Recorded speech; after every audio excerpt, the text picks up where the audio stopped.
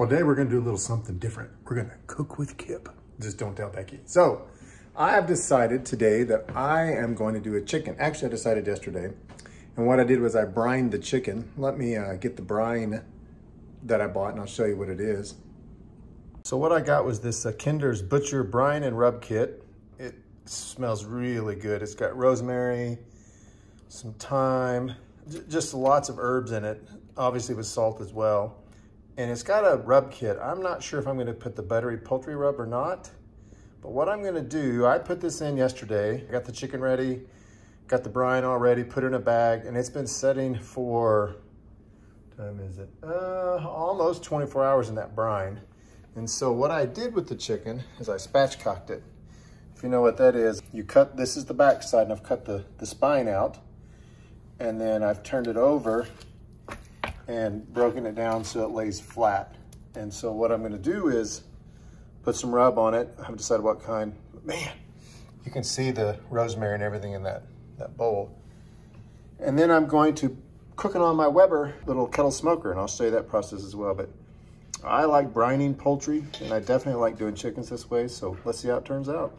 Okay, so normally what I would do is I would rub this down with some Trader Joe's seasonal barbecue rub, which always boggles my mind because their season for barbecue rub is fall and winter. I would think spring and summer, whatever. And I've got plenty, but because the brine had, you can see little bits of rosemary here, had rosemary in it, that doesn't make sense. So what I'm gonna do is, this was a Kinder's brine kit. Well, we actually like this Kinder's Butterhouse or Buttery Steakhouse rub. And so I'm actually gonna put that on there, and it should go really well. I mean, it works for poultry, fish, whatever. But it also has parsley and some rosemary, onion, garlic, you can see there, turmeric. So we really like this on steak. So I'm gonna try this on this chicken. So what I've done is I've dried it off with a paper towel, and I'm just gonna put some rub on it. So the first that I'm gonna hit is underneath. I'm gonna apply it liberally. Remember, this is gonna be a rub. Come out of the thing. You know what? I'm just gonna do it this way. Open the other side. So, and I'm gonna rub that in, get it down everywhere, put some more on the legs. And it is definitely buttery. It's really good on steaks that I cook out on the fire pit. So get this side, and then I'll get a paper towel and turn it over, let that set a minute, and I'll put it on the other side. And you can see the butter. It's definitely a butter rub. All right, so now I've turned it over. What I do with the paper towel is I just dry it underneath to make sure that it wouldn't come off because the cutting board was wet or anything. So I've got all that on there, down in the nooks and crannies, and it's coated really well. So what I'm gonna do now is I'm just gonna let that chicken set there, and I'm gonna go start my charcoal grill. Okay, just to show what I use to get my charcoal going. These are fat-wood fire starters. They're just kind of a really high rosin kind of cedar.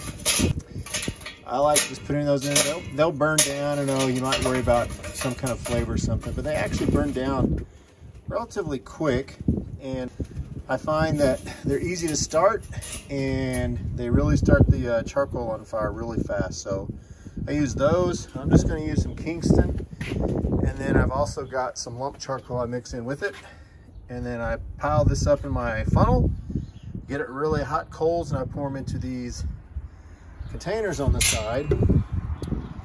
I'm in my Weber, just classic old thing, works. I love this grill.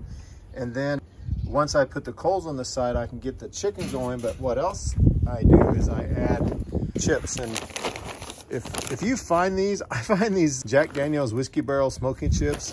They put out a lot of smoke, and they put out a really good flavor. So I highly recommend them. This is my kind of barbecue basket here. Got my gloves, got a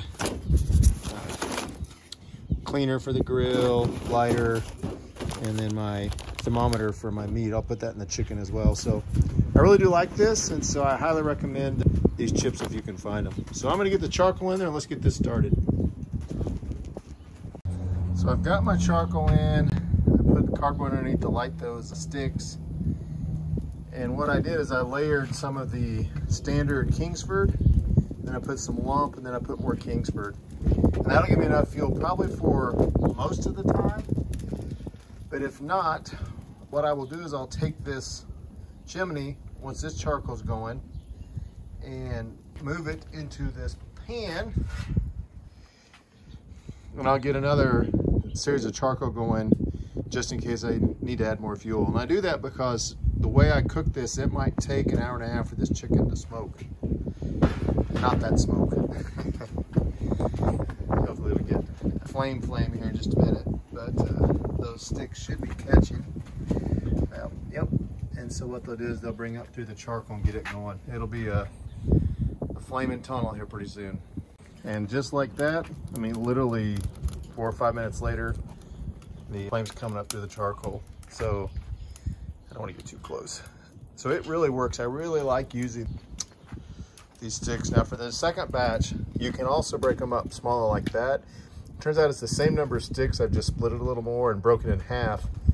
And I can lay it in the bottom of that chimney starter, and it'll get my second batch of charcoal going really well as well. Anyway, we'll wait till that gets nice and hot coals, and then we'll get the chicken out.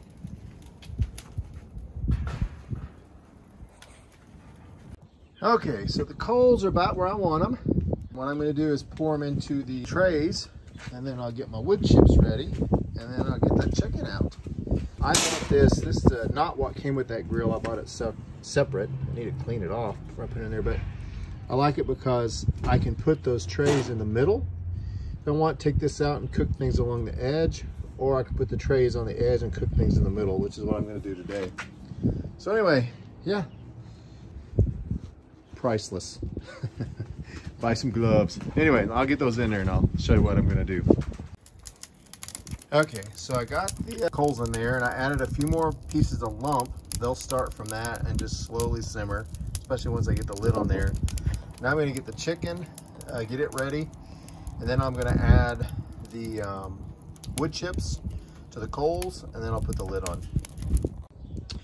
Okay, so my temperature probe, it has a cord with a sensor, and this hangs onto the grill, and this is Bluetooth enabled, and I can just put it in the house.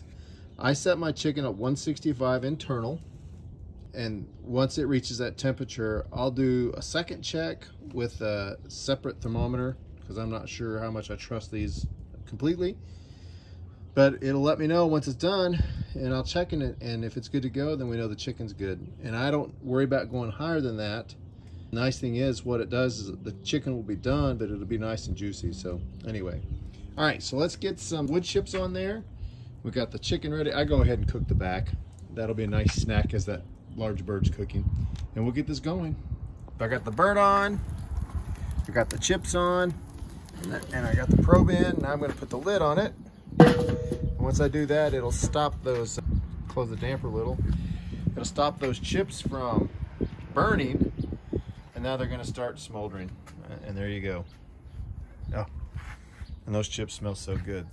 So we're good to go on this. I'll let it go probably for 30 minutes, come out and check, turn the chicken over, cook it for 30 minutes, turn it back over, and go from there. So anyway, we'll keep you up to date on this, but yep, that thing is smoking nice, and it'll do that for quite a while. These Weber grills are just the bomb. Well, it's time to come out, check how the chicken's doing. Smoke's still going. It's looking good. Looking good. Before I turn it, I have, like I said, I have my sensor that tells me the temp, but I'll turn it and go get it. I want to actually check it with an actual meat thermometer, a cooking thermometer. So anyway, yep. Looking good. This is looking good. We'll put that back on and get it started back up. Oops. And see how it goes. I'll go get that thermometer and check the temperature. We're getting there. It may take an hour and a half, which is what I predicted it usually does. I've opened the damper a little to get the heat up a little more. It was at 200. I'd like to get it closer to 300, and you can see it going up with the damper open. So So anyway, we'll just keep checking on it. I'll set the timer for another 30 minutes. So as I mentioned, I used this setup to make more coals, and which is exactly what I did. I got more coals going. Wanted the temperature a little higher. So you can see it's looking good. I'm actually going to take that one piece off. I bet it's done. More than done, actually. So, but yeah, I wanted it a little warmer. Accelerate the cooking just a little bit, but I'm going to take that off. There we go. Yeah, chicken's looking good. It's firmed up. Remember, I flipped it. So, oh yeah. Oh yeah, looks good.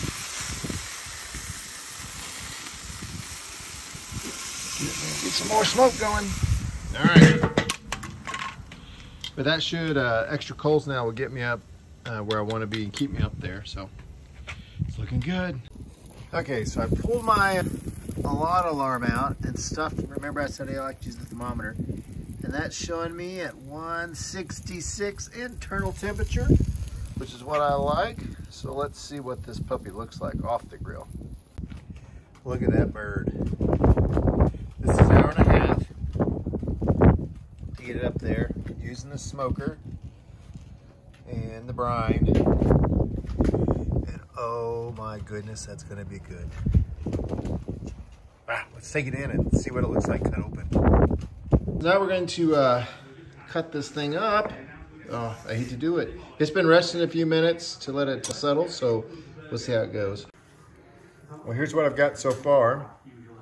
Both thighs and drumsticks off, one breast and one wing, and you can see completely cooked inside, but look at all the juice. And that's after resting for 5 minutes. So by checking the temperature and knowing it's to the temperature that needs to be safe, you can make sure your chicken is juicy, that's for sure. So this is everything now. We've got the chicken, hot crushed potatoes baked in the oven, and home canned carrots. So what do you think? I think you need to stop filming so I can eat. Well, I guess that says it all. She's still working on hers. And there's some pile of bones. So never fear, we'll take these bones and the main carcass and we will be cooking them tomorrow, boiling it down and making some nice homemade chicken stock. That's right. That's right. We use the crock pot. Yeah, we use our crock pot. That works Turn it on and walk away. Like 24 hours. Makes it you great. have a beautiful, so, beautiful stock. So what'd we think? I thought it was good. Brine kit?